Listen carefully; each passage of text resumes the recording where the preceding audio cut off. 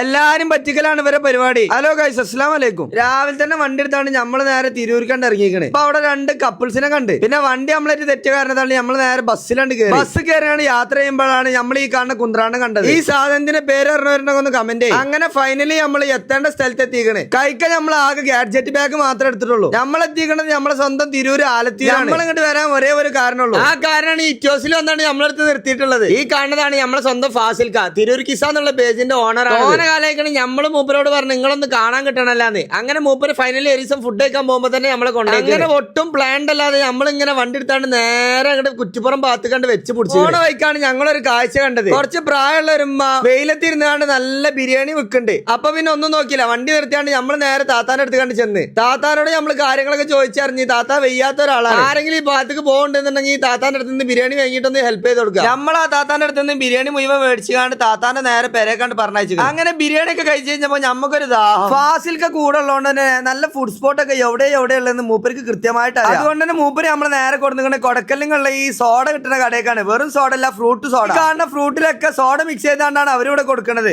എല്ലാരും ഇവിടെ വന്നൊന്ന് ട്രൈ ചെയ്ത് നോക്കി. സാധനം എന്താ മട്ടെന്നുള്ള അഭിപ്രായങ്ങൾ കമന്റ് ചെയ്താൽ മതി. അങ്ങനെ നമ്മളെ ഫാസിൽ ഖാനോട് നമ്മൾ സലാം പറഞ്ഞാണ്ട് നമ്മൾ നേരെ ബസ് കയറിയാണ് നാട്ടിൽ കണ്ട് പോന്നിക്കണേ. അപ്പൊ ശരി, സലാമാ.